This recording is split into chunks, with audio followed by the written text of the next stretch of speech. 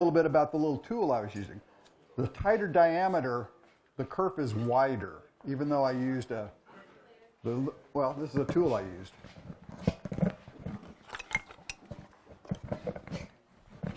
And Anthony showed me his, and I ground this down to where you wouldn't think that that's a little more than 1/8 of an inch. I mean, actual width in there. But that tighter diameter makes that, and I was very gently holding it because Anthony said it kind of finds its own center or sweet spot. So you just hold it very lightly. And I know exactly what he means after trying it. But the way that goes in, just that tighter diameter, makes that kerf wider, even though I tried not to do that. But same thing here in this one, it's even wider, and it was tighter. So anyway, very interesting. I had 6 other blanks, and I didn't have a chance to turn those yet, but I will. Anyway, that was a very enlightening challenge experience. So, next. Oh, we have the challenge tool is a, oh boy, a carbide tip, like an Easy Wood tool. That's what the lucky challenge winner will take home. Thanks, Jim. Make sure you get, if you participated in the challenge, make sure you get a copy, a ticket from Jim, and we'll put them in a bowl and have the drawing for the tool. Okay? All right. This is the disaster of that tool. This is a Ron Brown offset jig that I tried. It makes pennants really nice, but when I tried this two-sided thing that I thought would, be no big deal, this side worked fine. Then when I offset it, I couldn't find it. I didn't have a cutoff tool that could stay in the grooves. And I just kept destroying them. And then I found out the difference was not all double-sided tapes are the same. And found out that they let loose at various RPMs and bang things against the wall. And that's it. So what tape do you, is that carpet tape that you used? No, I tried some of that double-sided tape from Turner's tape? Turner's tape. That's aggressive stuff. Yeah. And it works fine, except not when you're yanking sideways that much on this much wood. Mm-hmm. And then I found that maybe it was because it was like 5-year-old turning tape. Because then I did this side, and I used a roll that I bought because I thought I'd need some more. And that held fine, but I ran out of time. Did you stand on it? You can't stand on this one. Oh, okay. But we had a demonstrator before who, actually turned bowls and everything glued to a faceplate. Not glued, but attached to a faceplate with Turner's tape. That's how I double do stick platters. tape. And yeah, it's amazing. Just standing on it will put enough pressure on that and everything. Hold us like, wow. But yeah, the guy from down here in Kansas, Manhattan. Tom Boley, yes. He's the guy that steps on them. Yeah. And I turn platters on tape. And I do it all the time. It works great. Yeah, but evidently the sideway pressure doesn't work well. That would probably twist it. But this jig works excellent for making those little hanging pennants. Oh, but you're not trying to go that deep into them. Interesting. Yeah. Live and learn, huh? I wasn't able to see Anthony's demonstration. I wasn't here last month, but the first time I ever saw this done was back in 2006 in Louisville at the AAW, and I watched Hans Westflog, who is the master with this. And so I just went back to the way that he has done it.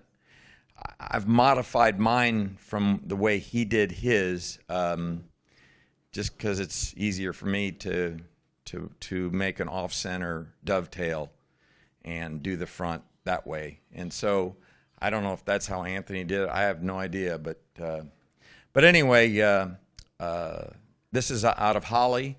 It's not finished yet. I didn't put a finish on it because I'm trying to decide whether or not I want to do my kind of Indian basketry design on this and come up with some sort of a design and burn and color the top. So I guess I better do that before I put my finish on. I'll probably do a Danish Watco finish on it, but in any event, holly is a really good wood to do this type of work with. It's closed grain, tight.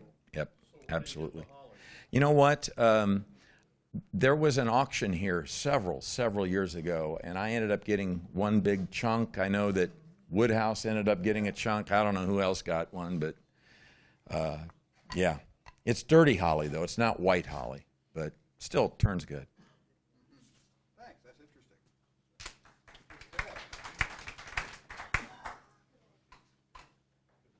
We've got some more challenge items up here, I'm sure, don't we? Jack's coming, but there are more out there. Very interesting.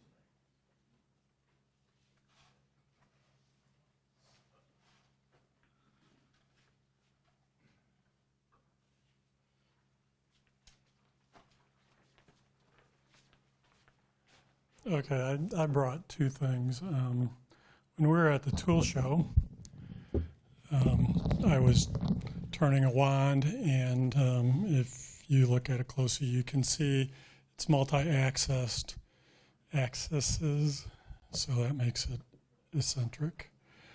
This is a hard maple shellac finish, high-speed polish finish. This is my third top. The first two I broke, trying to figure out how to get them on both sides. And like the second time, I put too much pressure on the tailstock and boom, the knob comes in. Well, this one got really close, but not exactly a top. So I still have to work on this. I decided it's probably better if I start bigger on this instead of smaller. So.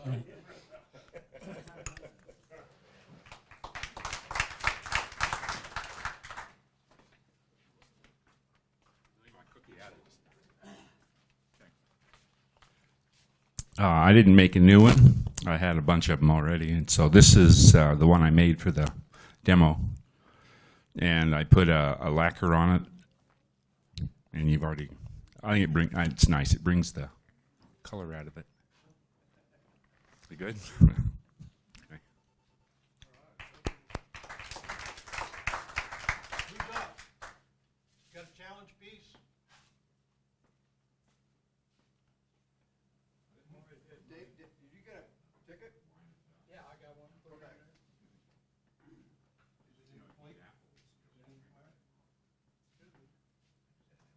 I think that's it then. Chuck's up. Drink my water. Yeah.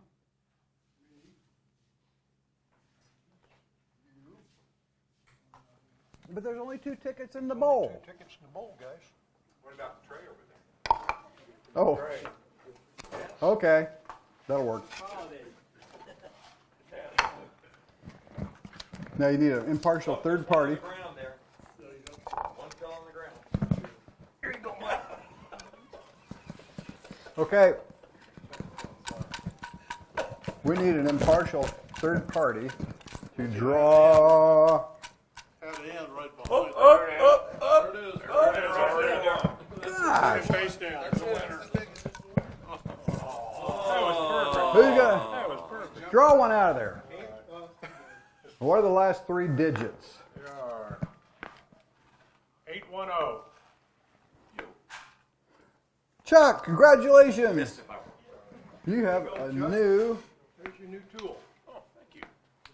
carbide tip tool. Okay. Moving right along here, there's some incredible show and tell items that I want to hear about.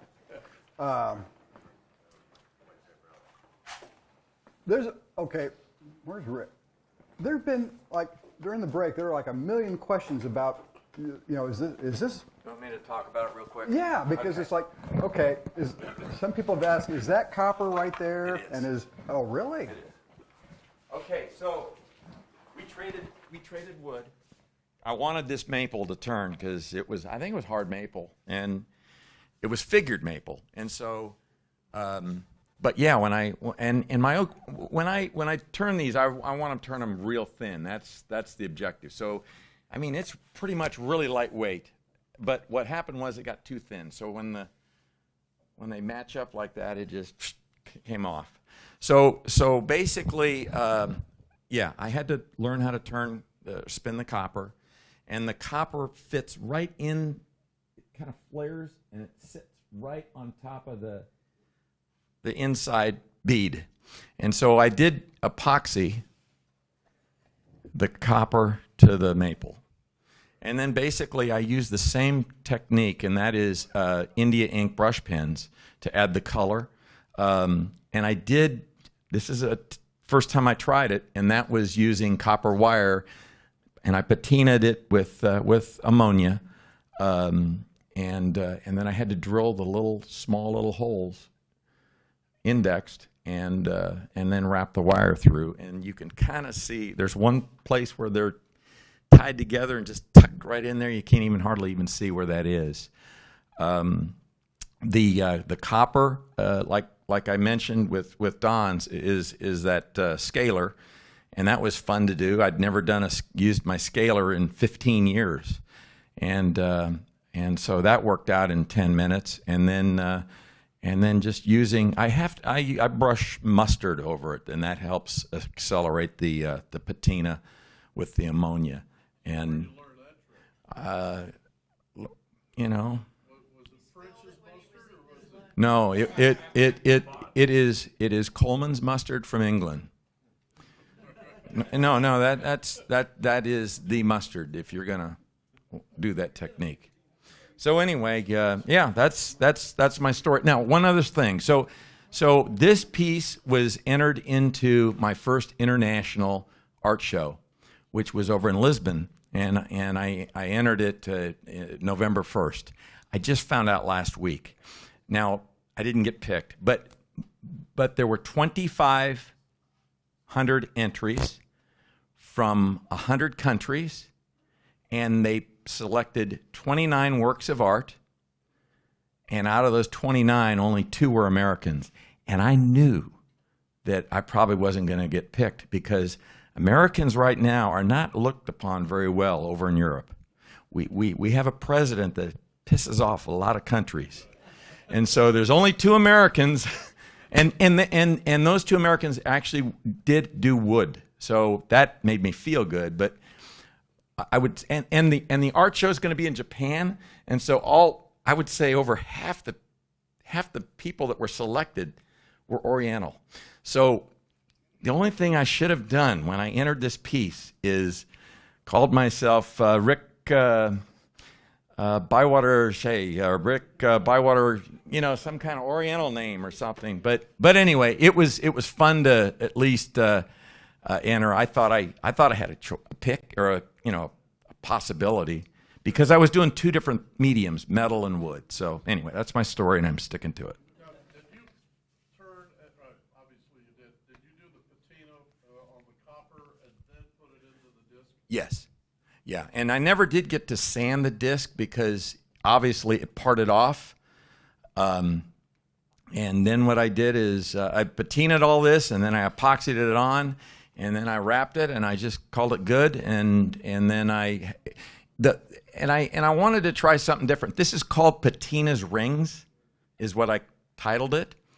And so each circle has to be wood burned first in a perfect circle, and then that allows you to then color and not have the India ink jump. It'll wick. It'll wick. You don't want it to wick. So the next time you set it in, you got to write up the story about the history of the disc and how it had been found in an archaeological dig Right. in Central America. It was dated about 1800 BC. You got to put that into the story. Right. Yeah, when I learned how to do it, I practiced on two aluminum discs first, and then I had 3 sheets of copper that I had bought many years ago. They're 12 by 12 sheets. And so the first one, and the hard part is how do you cut that into a circle? And so the first one I did, I really butchered. I mean, it turned out terrible, and it folded and did all kinds of things. The second one, I practiced on the aluminum, and I knew that it had to be a 10-inch disc, and so I cut it, and I lucked out. I mean, I really lucked out. It just set right in place. Yeah, that's what I ended up doing. What I first tried is I vacuum chucked it flat on a disc, and I had a sharp cutting tool, and I went in there, and no, it didn't cut all the way through. And anyway, so I was using a high-speed steel, kind of like a parting tool, probably. But it still didn't part it all the way through.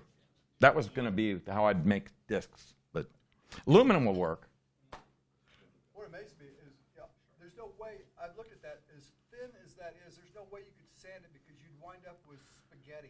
Well, yeah, and the other thing that I found too, when I entered the international art show, they want to know the weight. I really screwed up on this art show. I mean, when I entered 15.8 inches. It was supposed to be in centimeters. They wanted, I had to weigh it in grams. They wanted it in kilograms. There was a lot of, and I entered all this stuff on my little iPhone, and it just, I don't know. I did look at the pieces that got selected, and I need to work on my write-ups, and my explanations and a lot of that kind of stuff. But Schroeder would say, after a while, you learn what sells. you know what? I don't really care. I want to just do new work all the time. I mean, that's just what gets me up in the morning. Well, that will qualify for the instant gallery for the symposium this year. Well, I entered this piece in the art show today. Today was the last day for Tomahawk. Oh, I don't know if it'll get picked or not, but I asked Kev. I'm last minute Charlie when it comes to those things. Anyway, I'm taking up too much time. Sorry. very interesting. Thank you. Thank you, Rick. David.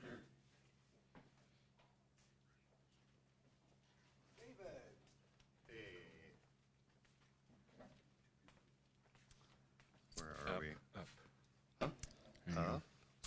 Thank you. Come to your left. Left. Right here. Oh, good. Hey, I'm David, and you probably all know me. I'm your resident blind turner. I went to the tool show, and I went down there and turned. I was a demo turner. Boy, that was a blast.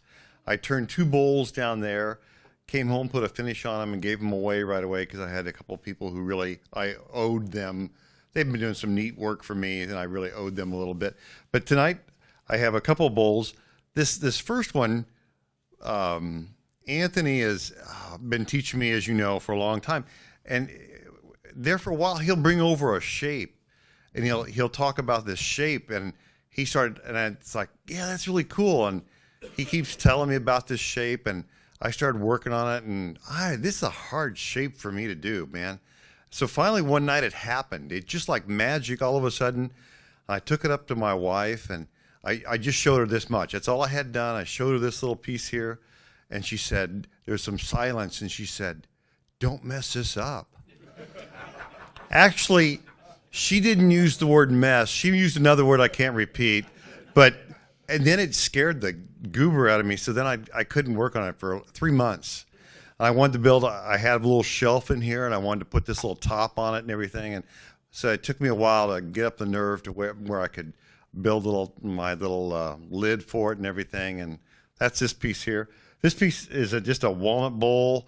This was harvested about a year ago north up by the airport, and my blind school does a benefit, and they're a 501c3, and they have to earn money all the time and ask for donations. So I'm going to donate this. This is a fun bowl.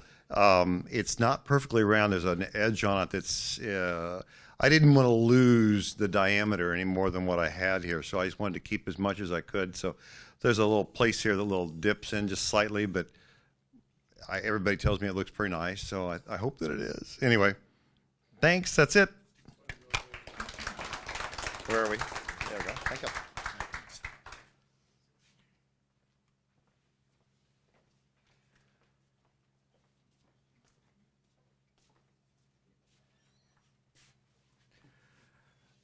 This is a piece of walnut that had so many holes and cracks in it. I was surprised it stayed together. I turned this up at the wood show, and I ended up liking it a lot. But it's a box that will never hold anything because it'll leak. And this, I never knew what in the world this was going to end up being. It ends up being a ring box. But it's the goofiest looking bottle ring box, and the finial is cut off from pen blank. And it turns out it works perfect for holding rings on top. So there you are.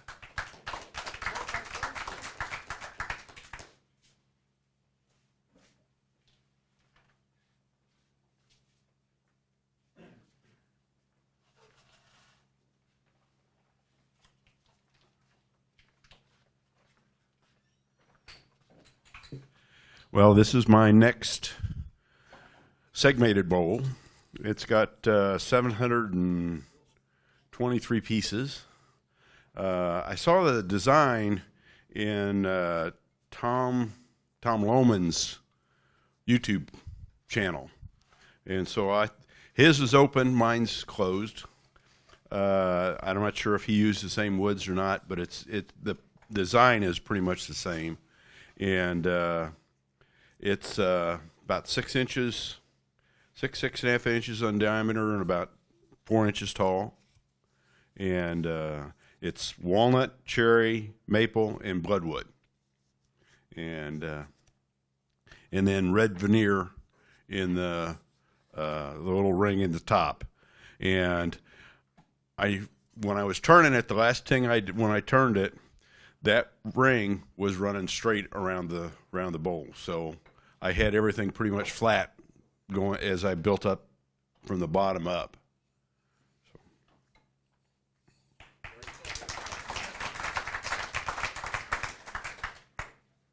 How do you keep from losing all the tiny pieces, though, as you're cutting them on your table saw, I presume? Yeah, I've got it. I got a real small Zero clearance. clearance plate, and I've actually haven't got but I got a pencil, just a regular old number 2 pencil, and I'll cut 3 or 4, and then I'll take that pencil and move them off to the side, and then after I get each row, then I got a plastic bag, a little Ziploc bag, and I put all the pieces in that Ziploc bag, so then I keep track of each layer. So you don't have to go through your Dutch collector bag. No, but I thought okay, I'll cut just 3 more, and then it'll catch, and then, and half of the other pieces go with it.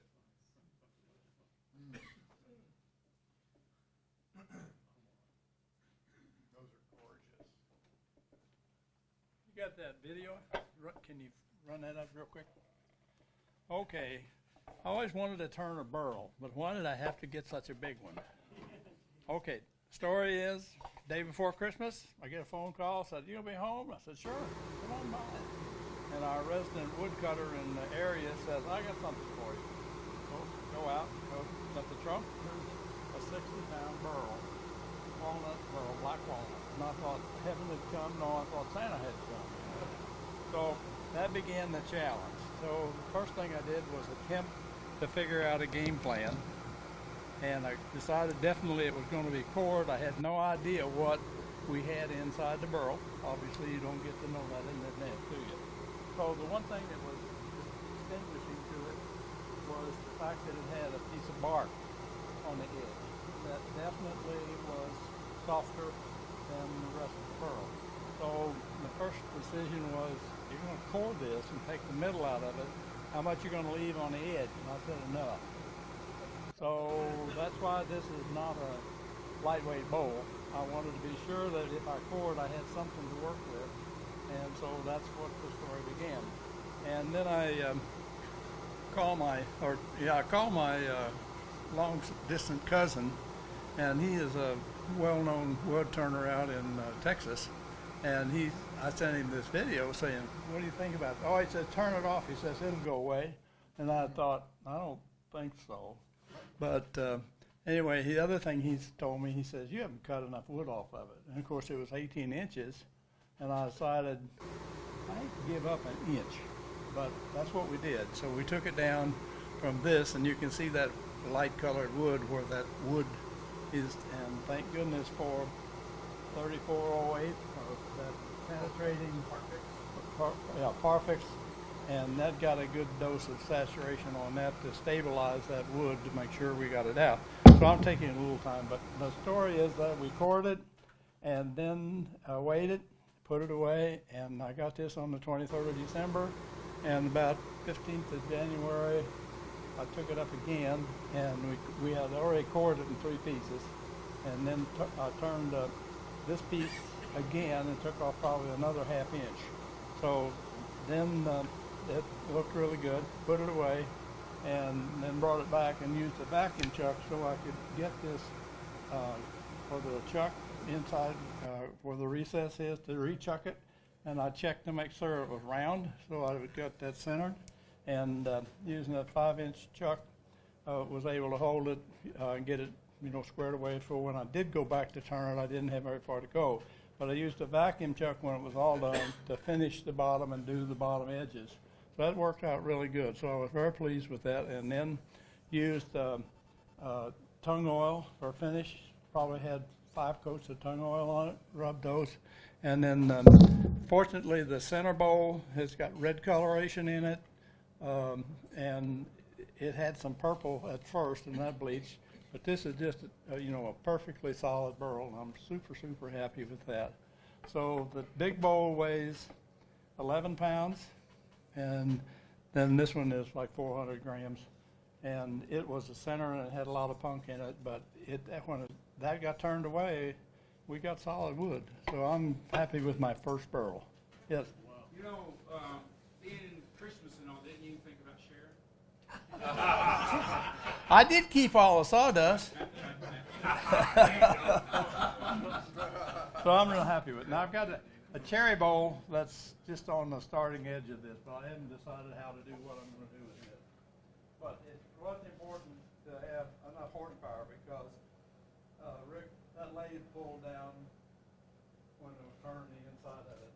So I know where the edge of power is. That's incredible. That's beautiful.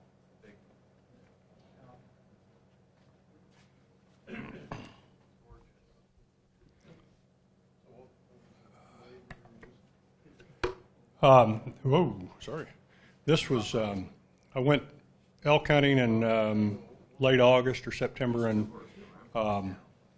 Colorado. I didn't get an elk, but I did come back with 3 pieces of aspen. A friend of mine turned some of that, and of course it's soft wood, but it is pretty with some knots in it. This one had some real pretty wavy figure in it also, and it was fun to turn. I have a taller one that I've turned that I'll bring maybe next time.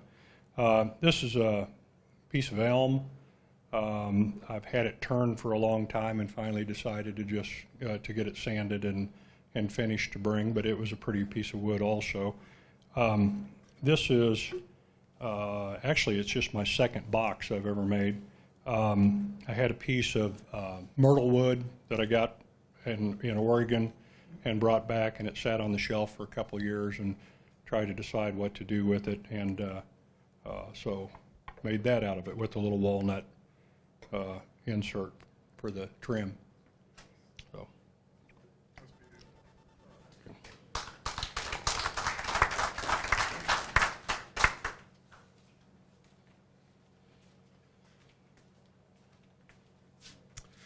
So I started making these to go with my spherical boxes, and when I made these, it's been a long time since I made one, and so when I was making them, they seemed very precarious. Like I wasn't comfortable. I was afraid that I was going to break them. I did break one.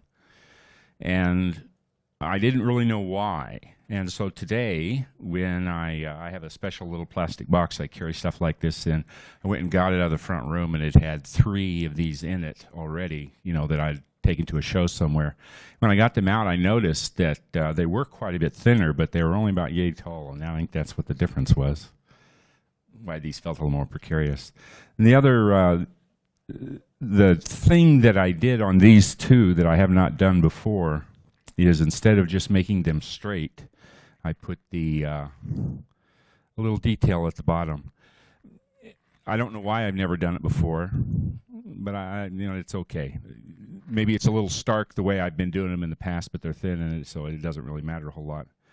I learned or relearned a lesson, and that is when you turn them, I turn them like this. I have the this piece in the chuck, and the other end is, this time I guess I used the tailstock, but in the past I've always let it just swing free. And what happens is it over-tightens, and I had some real distinct difficulty getting it loose. I used a wooden-jawed chuck. But the lesson for that is if you turn a threaded object, you put wax on the threads, and it comes apart real easily. And so there's a specific pattern to how you make them. For me, there is. Starts out about 5/8 by 5/8. I don't know how long that is, 7 inches maybe. And you turn it between centers. Turn this in between centers. Turn it round, and then stick this through the chuck into the Morse taper. And I think these stuck out about that far. And you have to finish cleaning it up, and then cut this much of it, just down to the bottom of this, what do you call that, a bevel? No, chamfer. And then you turn this piece in the chuck, screw this on, and bring the tailstock up. And I'm not good enough to make them run perfectly true after I chase the threads, so they're wobbling a little bit. And you have to turn that true again. And then the hardest part for me is this, the end of the little cup here. You have to turn it essentially free, and you're turning into the end grain, and it's not a happy experience sometimes. And so like I said, in the past, what I would do is put my hand on the headstock and support this end and turn it a little bit at a time. You turn it down, sand it, turn it down, sand it, turn it down, sand it. And what I tried this time, what I failed to do in the past, is I took the point out of the cup center and put the cup inside this, and then used it as support, and it worked quite well. And I think that's probably because these are thicker.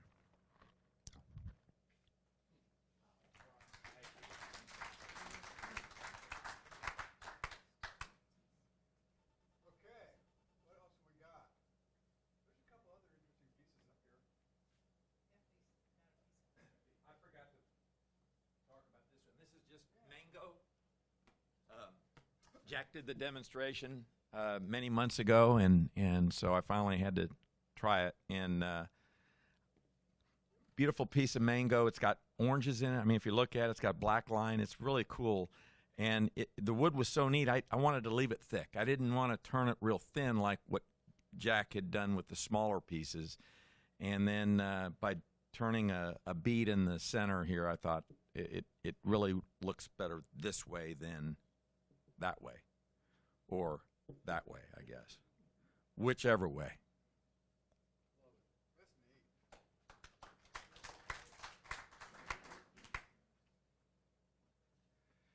So this was an attempt to replicate something that Rick Bywater did in the past. It's who made the design? Do you know? Yeah, Alon. Okay. France. So Rick made a bigger one. So I thought maybe I should try with a smaller one to see how it will come out. But that was, I think, a mistake, because when it's smaller, it's really hard to sand all the pieces and things. So it was harder. So I will make a bigger one, so it will be. So this is turning. It was a little bit simple. It's a cedar. I love cedar, and it's a nice shape designed by this guy. That's it.